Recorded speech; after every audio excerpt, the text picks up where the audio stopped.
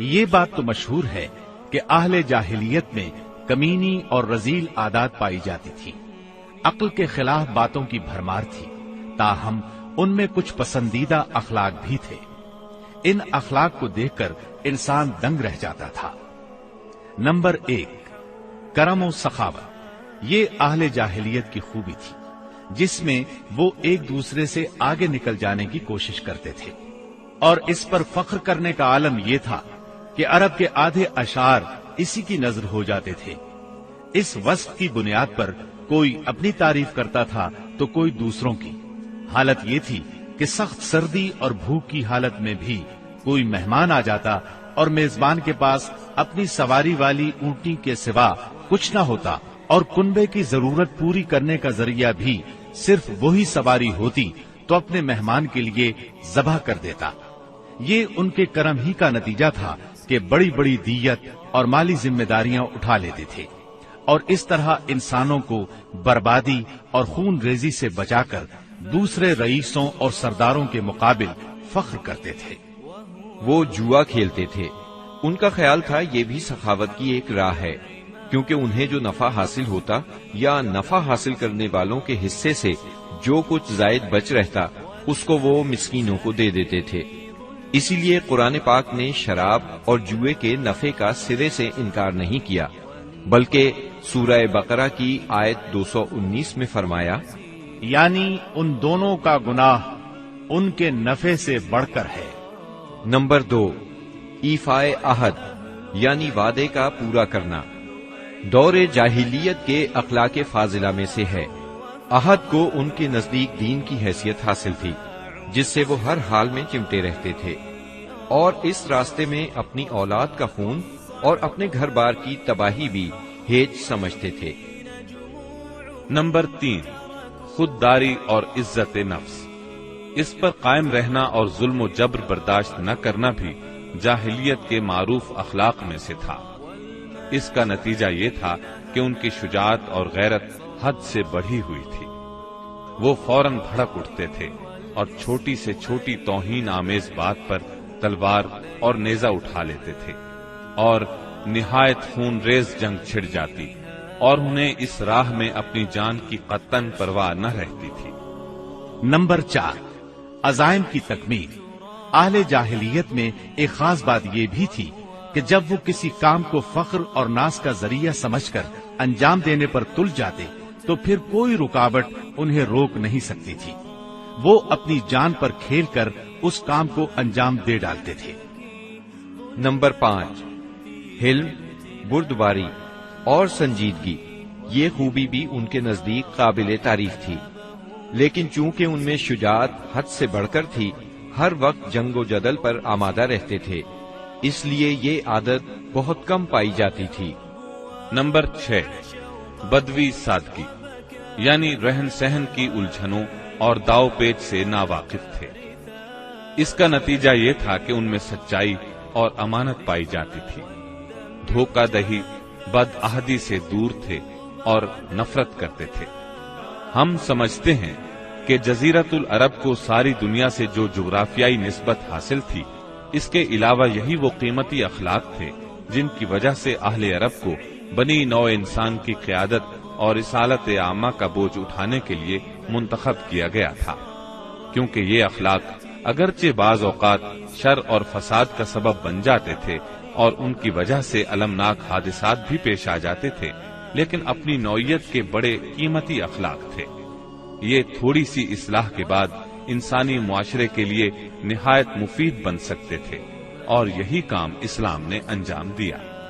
غالباً ان کے اخلاق میں بھی ایفائے عہد کے بعد عزت نفس اور عزم کی پختگی سب سے زیادہ قیمتی اور نفع بخش جوہر تھا، کیونکہ اس زبردست قوت اور پختہ ارادے کے بغیر شر و فساد کا خاتمہ اور نظام عدل کا قیام ممکن نہیں۔ اہل جاہلیت کے کچھ اور بھی اچھے اخلاق تھے، لیکن ان سب کو بیان کیا جائے تو بات بہت طویل ہو جائے گی، لہذا انہی پر اکتفا کرتے ہوئے ہم آگے چلتے ہیں۔ ہمارے رسول مقبول محمد صلی اللہ علیہ وسلم کی ولادت باسعادت موسم بہار میں پیر کے دن صبح صادق کے بعد اور طلوع آفتاب سے پہلے 9 ربیع الاول سن عام الفیل 20 یا 22 اپریل 571 عیسوی کو مکہ مکرمہ میں ہوئی۔ پیر کا دن آپ کی مبارک زندگی میں بڑی اہمیت کا حامل ہے۔ سیدنا ابن عباس رضی اللہ عنہ فرماتے ہیں کہ آپ پیر کو پیدا ہوئے، پیر کے دن آپ کو نبوت سے سرفراز فرمایا گیا، سوموار ہی کو مکے سے مدینے کی طرف ہجرت کے لیے نکلے، سوموار ہی کو آپ مدینہ منورہ تشریف لائے اور آپ نے پیر ہی کے دن اس دار فانی کو خیر باد کہا۔ آپ کے پیدا ہوتے ہی آپ کے دادا عبد المطلب آپ کو گود میں اٹھا کر خانہ کعبہ میں لے گئے، آپ کے لیے دعا کی اور محمد نام رکھا۔ پوتے کی پیدائش کی خوشی میں 7ویں دن اپنے قبیلے کی دعوت کی۔ لوگوں نے آپ کے دادا سے پوچھا، آپ نے نومولود کا نام دوسرے لوگوں کے ناموں جیسا کیوں نہیں رکھا؟ انہوں نے جواب دیا، میں چاہتا ہوں میرے پوتے پر اس نام کا اثر پڑے اور میرا پوتا تعریف و توصیف حاصل کرے۔ آپ کی والدہ سیدہ آمنہ نے آپ کا نام احمد رکھا۔ انجیل میں بطور پیشگوئی آپ کے 2 نام آئے ہیں، فارقلید اور منہمنا۔ قرآن مجید کی سورہ انبیاء آیت 107 میں اللہ تعالی نے آپ کو رحمت للعالمین کہا ہے، یعنی ہم نے آپ کو تمام جہانوں کے لیے رحمت بنا کر بھیجا ہے۔ آپ کا نسب نامہ اس طرح ہے، محمد بن عبداللہ بن عبد المطلب بن ہاشم بن عبد مناف بن قصی بن کلاب بن مرہ بن کعب بن لعی بن غالب بن فہر بن مالک بن نظر بن کنانہ بن خزیمہ بن مدرکہ بن الیاس بن مزر بن نزار بن معد بن عدنان۔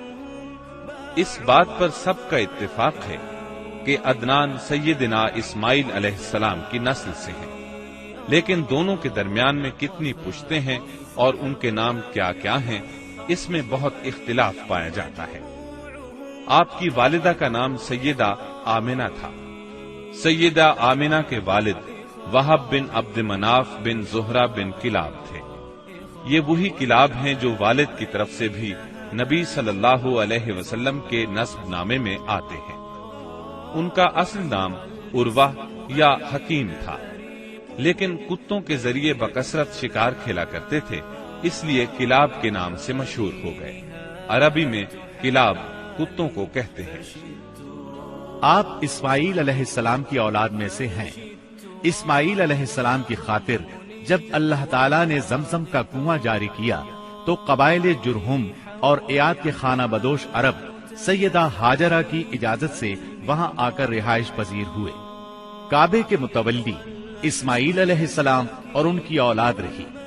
ایک عرصے کے بعد بنو جرہم اور سیدنا اسماعیل کی اولاد میں کعبے کی تولیت کے سلسلے میں جھگڑا ہوا تو کعبے کی خدمت اور تولیت اولاد اسماعیل اور بنو جرہم میں تقسیم ہو گئی، اور جب بنو خزاعہ نے لڑ کر مکے پر قبضہ کیا تو ایک مدت تک کعبے کی تولیت بھی ان کے پاس رہی، لیکن بنو اسماعیل بہرحال مکے ہی میں رہے۔ ان کے ایک فرد کلاب نے شمالی عرب میں قبیلہ قزاعہ میں شادی کی، اس سے قصی پیدا ہوئے۔ وہ جوان ہو کر اپنے قبیلے میں واپس آ گئے۔ خسر کی وفات کے بعد قصی نے اپنے ننہال کی مدد سے بنو خزاعہ کو مجبور کیا کہ وہ شہر چھوڑ کر مضافات میں جا بسا۔ بنو خزاعہ کے سردار نے کعبے کے قیمتی چڑھاووں کو زمزم کے کنویں میں ڈال کر اس کو پاٹ دیا اور کنواں غائب ہو گیا۔ پھر قصی کو بہت بڑا اقتدار حاصل ہوا، اس کی اولاد پھلی پھولی اور اسے قوم کا بہت بڑا سردار تسلیم کیا گیا۔ قصی نے مکے میں ایک شہری مملکت کا آغاز کیا، وہاں دارالندوہ یعنی پارلیمنٹ اور ٹیکس کے نئے محکمے قائم کیے، لیکن وفات کے وقت حکومت اپنے بچوں میں تقسیم کر دی۔ کسی کو کعبے کی رکھوالی سونپی، کسی کو چابی دی، کسی کو فوج کی قیادت تو کسی کو ٹیکس کا حساب کتاب سونپا۔ بعد کی نسلوں میں انتظامات کی مزید تقسیم در تقسیم ہوئی۔ آغاز اسلام کے وقت وہاں 10 سرداروں کی ایک مجلس کار فرما نظر آتی تھی۔ قصی کے 4 بیٹے تھے، ان میں عبد مناف بڑے نامور اور صاحب عزت ہوئے۔ عبد مناف کے بھی 4 بیٹے تھے، ان میں ہاشم شہرت میں سبقت لے گئے۔